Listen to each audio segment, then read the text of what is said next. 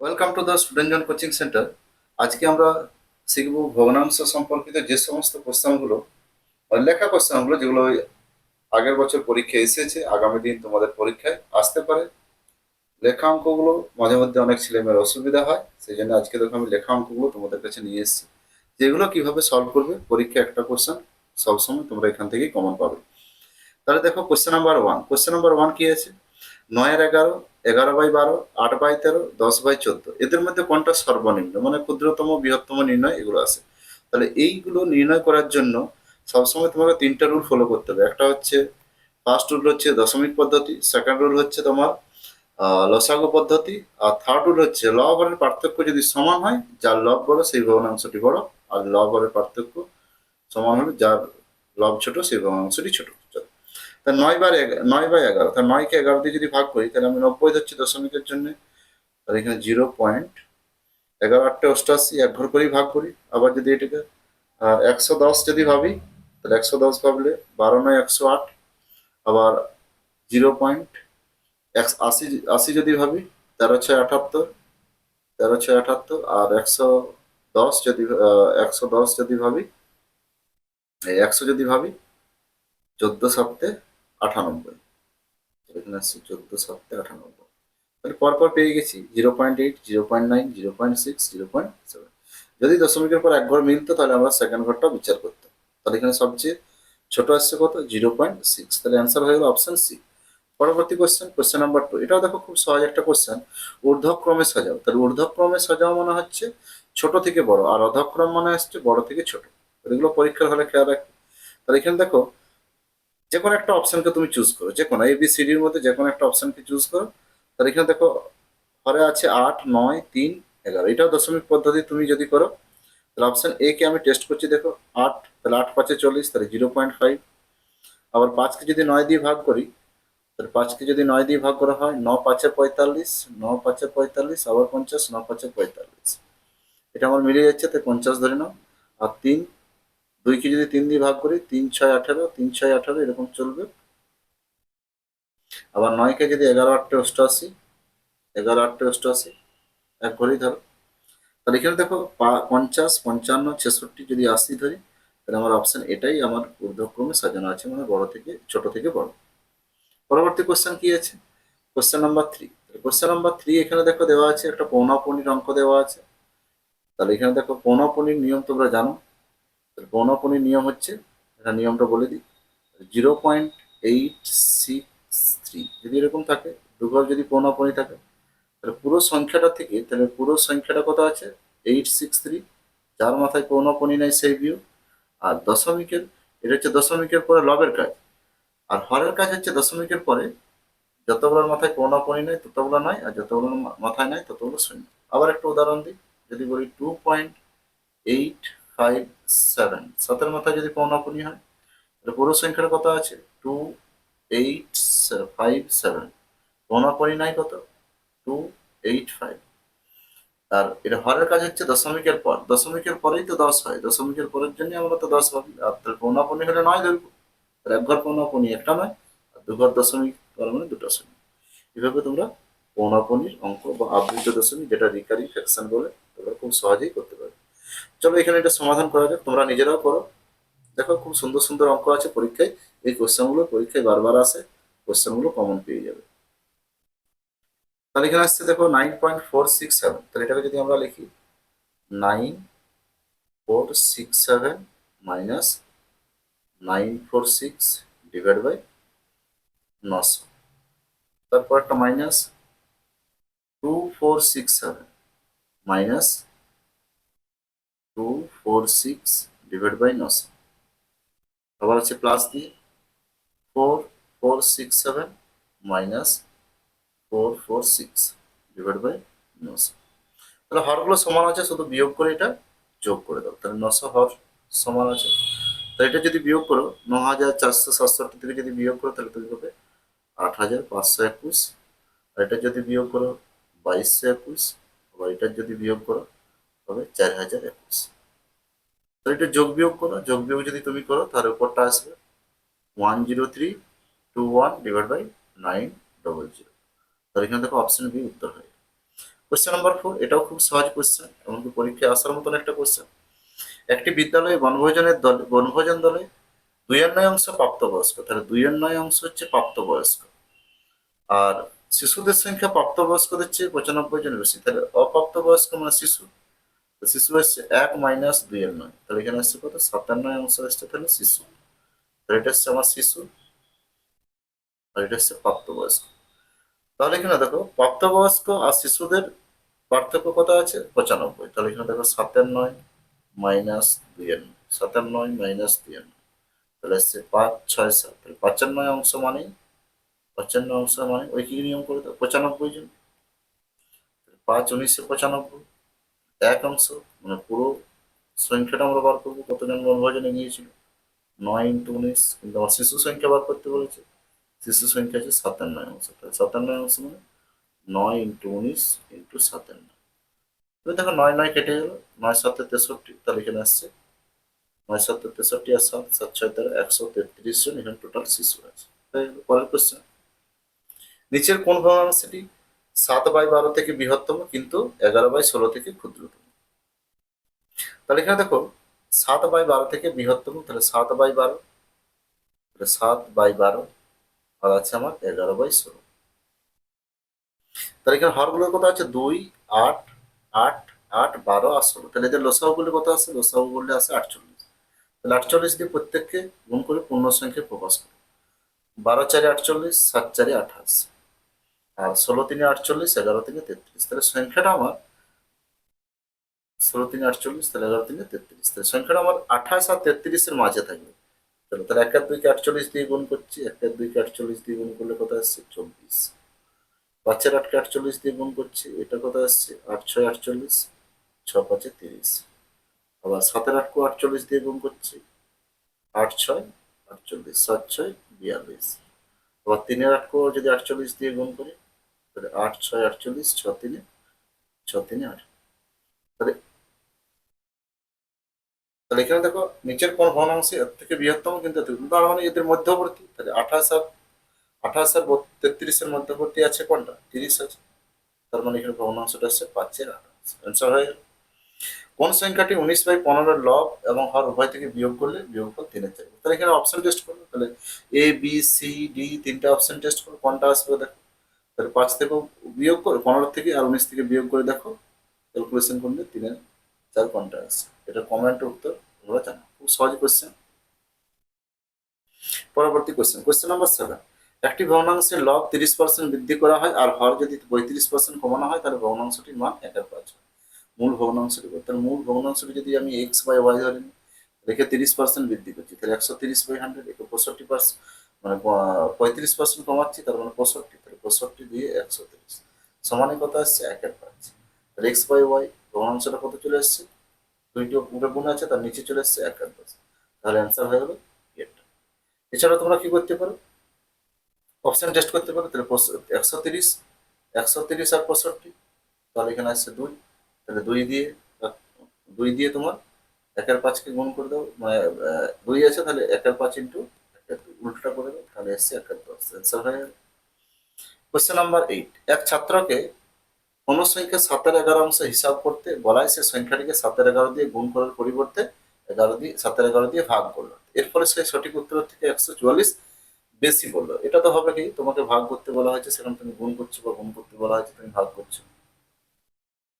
তাহলে এখানে দেখো, যদি সংখ্যাটা যদি আমার এক অংশই হয়, সংখ্যাটা যদি এক অংশই হয়, তাহলে 7/11 দিয়ে তোমাকে গুণ, তাহলে 1 × 7/11 মানে 7/11 আসে, কিন্তু তোমাকে সংখ্যাটা 7/11 দিয়ে তুমি ভাগ করছো, তাহলে হয়ে যাচ্ছে 11/7।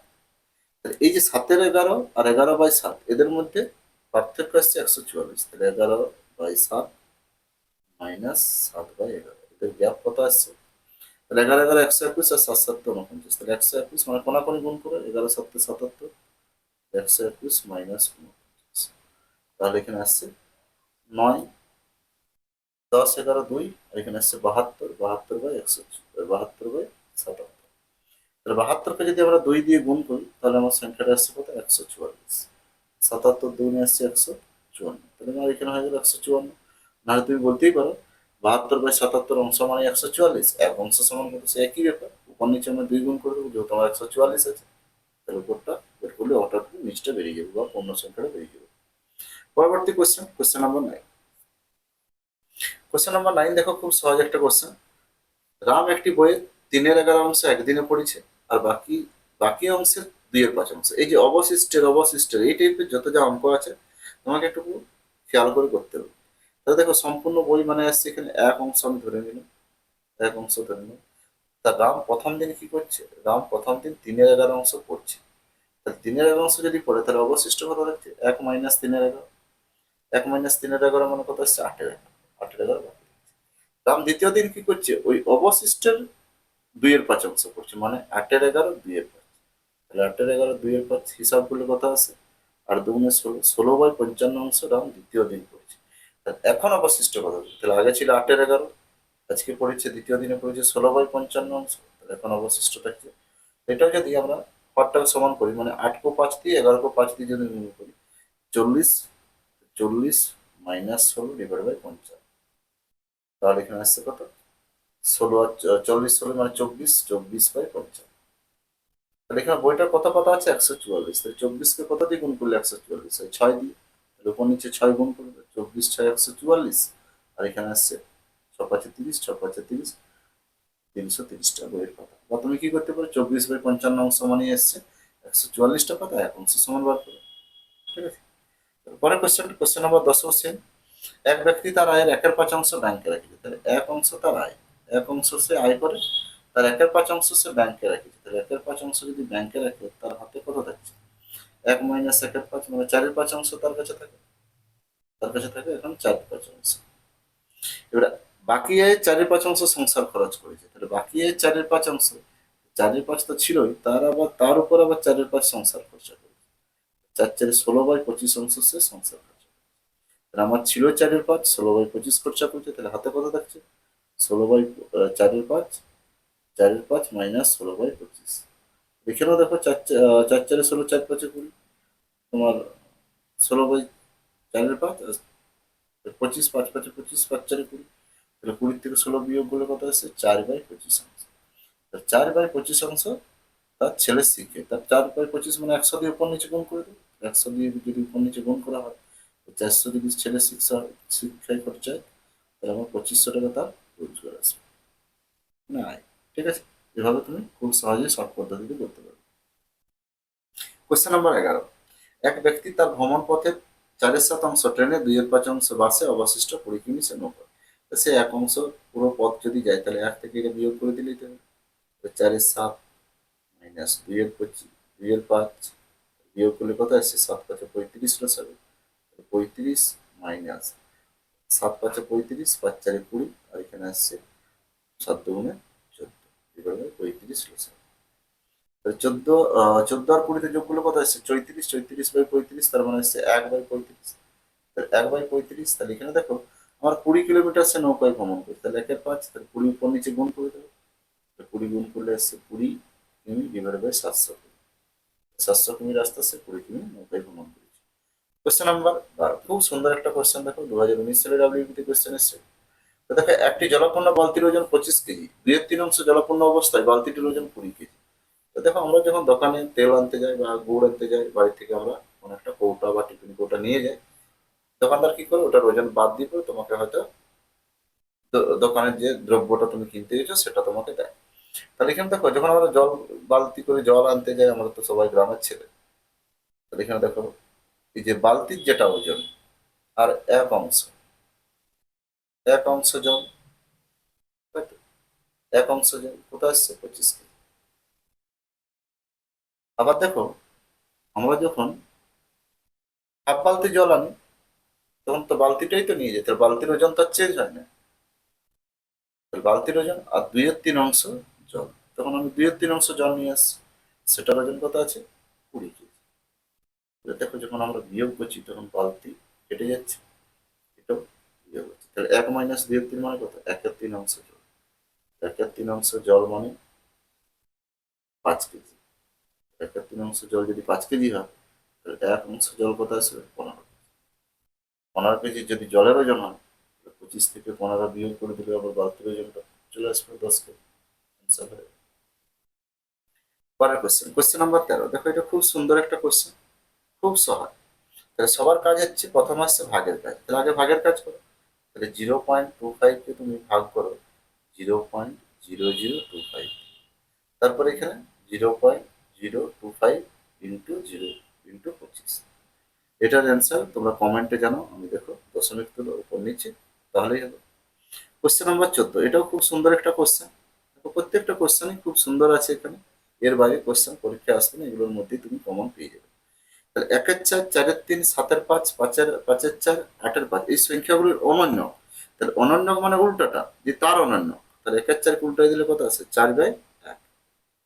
3-এর 4, 4-এর 3 উল্টাই দিলে 3-এর 4। আবার 5-এর 7 উল্টাই দিলে 7-এর 5। আবার 5-এর 4 উল্টে দিলে 4-এর 5। আবার 8-এর 5 উল্টে দিলে 5/8। ঠিক আছে, তোমরা ক্যালকুলেশন ঠিক করে দেখবে, কেননা এখানে আমার কোনো এডিট ভিডিও নেই, ডাইরেক্ট তোমাদের এখানে আপলোড করে দিই। কিন্তু পদ্ধতিগুলো দেখবে সব ঠিক বলা হয়, ক্যালকুলেশন টুকিটাকি হয়তো ভুল হয়ে যায় মাঝে মধ্যে।